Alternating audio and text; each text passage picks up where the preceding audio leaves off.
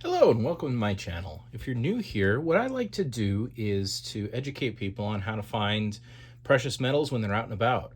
I've been having a really great welcome from the silver stacking community. So I've been trying to focus some of my attention on them and talk about stacking sterling silver as opposed to bullion or coins. I know there's a lot of resistance to that for a variety of reasons, and I want to highlight one of those reasons. What are the big problems with stacking sterling silver? And by stacking, I mean accumulating, hoarding, piling it up, knowing how much you have, knowing how much value you have in something, is storage. And with a lot of the jewelry, it's not like a coin or a metal or a bar. You can't really stack it up. So what you're looking at right now is one of my attempts to figure out how to put jewelry in a way that the jewelry isn't going to hurt the rest of the jewelry, and it's easy for me to find. So this is, as you can see, sterling necklaces. I have fantastic handwriting. This is all just necklaces, and these are all sterling. This is little ones. I'm going to toss that aside for now. This is big ones right here. So this is all like big, and you can see my if anyone has had any children that you needed to breastfeed and store milk for, you might recognize these. Found quite a few of these old and maybe not necessarily sterile anymore at the thrift shop, so I've been using those. But yeah, this is all just necklaces, and it is a little bit cumbersome.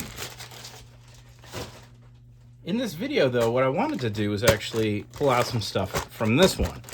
This is sterling bracelets. And what I have down in here somewhere is a couple things that one of the fine YouTubers on YouTube named Dub C asked me about. Or mentioned. I mentioned it in another video, and he suggested that I pull them out and do a little video on them. So I'm doing kind of double duty with this. I want to just show you how cumbersome it is to store this stuff if you're trying to stack it, and also answer Dub C's questions. So these are all bracelets. Let's see here. Aha. If anyone likes bangles, this is all sterling in here. For any of you jewelry people, you might be drooling right now. There's a lot of this stuff around. I like bracelets a lot from a stacking perspective because they're pretty much all sterling silver, and they're easy to weigh up because they're not these types aren't like a mess of other metals usually. What I am looking for is this. We're gonna pull that out. We're gonna set that aside here. All right, I'm gonna put all these back in. I think that was the one that I wanted out of here.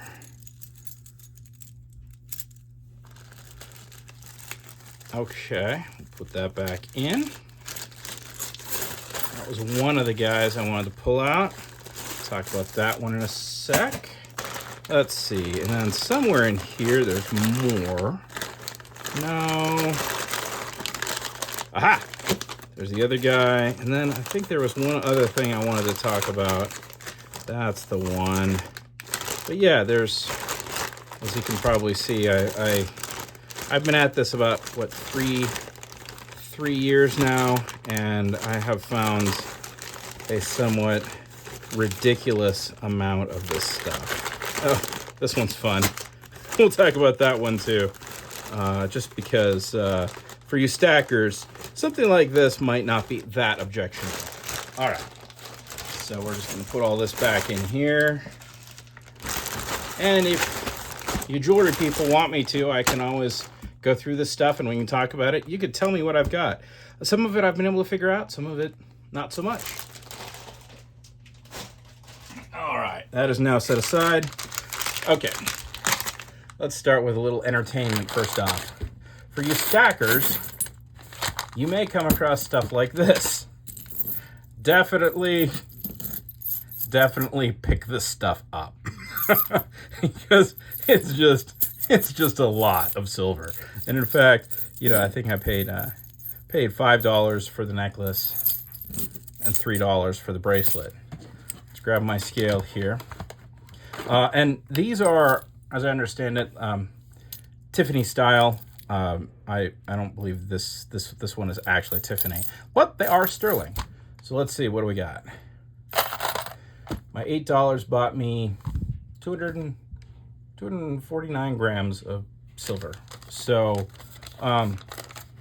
yeah, don't skip the the jewelry rack when you're out looking for other kinds of silver, because sometimes you'll find it. All right, we'll just move on from that. And then set that aside, that aside. What did okay, here's the stuff that I wanted to talk with you about. Now, get you out of here. And in particular, if you've gotten this far and you're a jewelry person, I'd like a little bit of maybe confirmation. This was the first piece sort of in this vein that I found, and it is a chunky bit of silver. Now, it came out as 90%.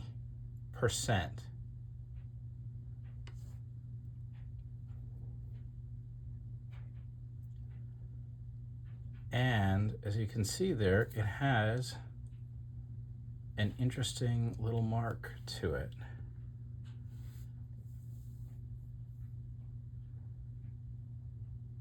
Do you see that? Little ram's head. I believe this is a French small silver mark, but I might be mixing that up with this other one right now, because it just occurs to me that I forgot this had that ram's head on it. When I looked these things up, I thought maybe come out of something like Morocco, North Africa, maybe Berber. But man, I really like this piece. This is just very, very cool carved silver. And I know less about this one than the other one. I was able to find a little bit more, and maybe more importantly, in my sleep-deprived state with the 3-year-old and 6-year-old who decided to join us sometime in the wee hours of the night and then proceed to literally kick me until I fell out of bed. I don't remember what the ram's head meant, but we'll look it up. Maybe we'll add it in a comment and we'll pin that. But I think North Africa, we can look again at that ram's head one more time. Is that upside down?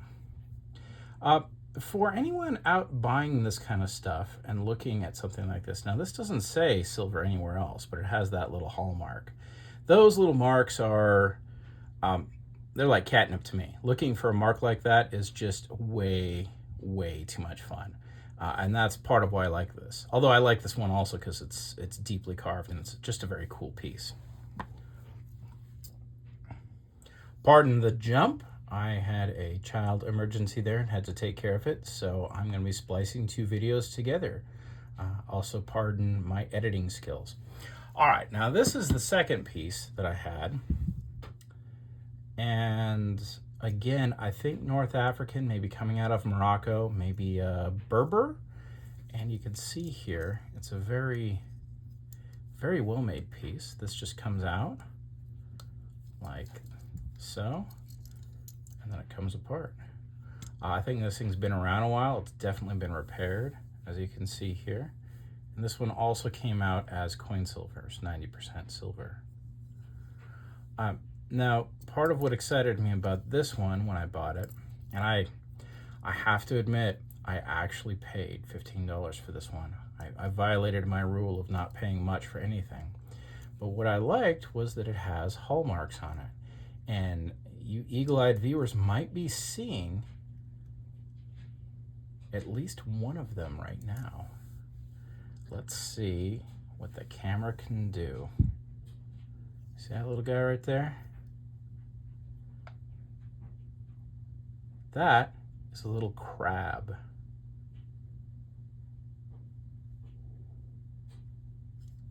See my horribly dried out hands. Been doing a lot of dishes and laundry lately.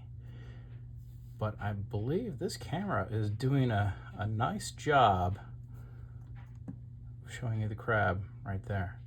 Now that's a French small silver mark. But I don't think this came out of France. The only marks on this, and I have, believe me, poured over it, is that little crab, which we just looked at, and look, 2 more of his buddies. Now, why is there 3 little crabs on there? I'm not sure why they did it 3 times, but they did.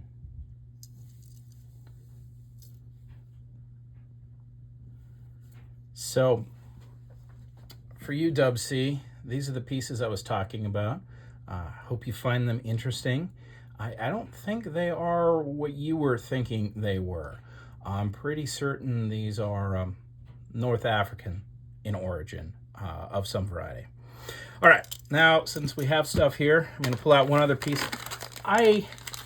In a previous video, I talked about Chinese silver, and I want to make one thing very clear about Chinese craftsmanship.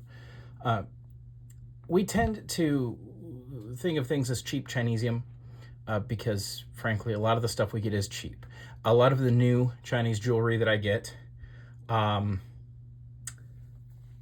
is, when we throw it on the XRF machine, not 925. It's a little bit shorted.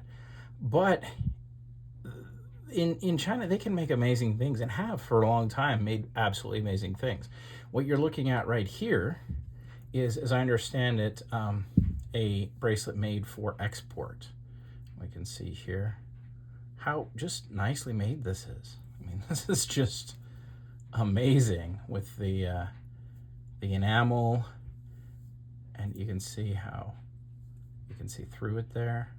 I believe these to be carnelians, and this is vermeil or gold-plated silver. So this is actually sterling silver with a gold plate over the top of it. And these pieces were made in the past, I believe, like what, 20s, 30s, from what I found online, and they were made explicitly for export. They were made to be sold overseas. So let's open this guy up, and let's see if we can find any marks on it, because I do believe not only are you going to see some exceptional craftsmanship of actual 925 silver with gold over the top of it, but I think there are some nice marks on this too. Yeah, there we go. Right there. Let's see if I can get it. Silver. Made in China. Yep. So I don't want to, I want to make it very clear that, as far as I can tell, you can get fine jewelry from any country. And just because you see something that says made in China on it doesn't mean you should walk away from it. One of the most important things for figuring out how to find deals on these things, on precious metals, is to be able to identify quality. What is quality? What took a lot of work? What took skill to make? And when you see an object that took skill to make and is high quality, that is a clue that you should take a closer look, because generally speaking, a very high quality object is much more likely to be made out of a precious metal than one that's cheaply or poorly made. And if you are spending a lot of work and expending a lot of skill on an object, do not, you're probably not going to use something like, aluminum or steel for that purpose with, things like jewelry. So if you can cultivate an eye for quality when you're out and about, you will start to notice things that are overlooked because they're marked weird or aren't marked, or the mark is so small you can't really find it, or says made in China, which is why this bracelet was only 20 bucks. And these are definitely some pieces that I've purchased because I liked them, not because I thought they were a good deal, although I suppose we can weigh them up. Let's see. For you stackers out there, we still have coin silver. How much coin silver we got in that thing? 44 grams. That's still, I paid half spot for that, roughly. What's this guy? Now it's harder because, of course, there's stones, but we're looking at 51 grams. So say, you know, there's 10 grams or even 20 grams of stone. I still paid less than spot for this. So I'm not sure what exactly I'm hoping to do with this particular video, aside from answering a question for Dub C and talking a little bit about some of the more interesting pieces of jewelry I found, and why I actually continue to look for jewelry, even though the truth is I mostly feel compelled to fulfill the dragon sickness and go after the precious metals as the precious metals. These aren't pieces that anyone in my family is interested in wearing, so they actually have no real functional purpose for me. So I'm going to wrap up this video at this point. If you haven't yet, please smash that like button, maybe add a comment if there's anything that you have a question for, anything you'd like to see, or if you have anything to add for any of these pieces, I would love to hear it. And if you haven't yet, please subscribe. I would love to grow the channel, and you know, the YouTubes want me to say the magic words of like, comment, and subscribe, so I'm going to do that. Now, I really hope you go out there and find some of this treasure for yourself. Have a great day.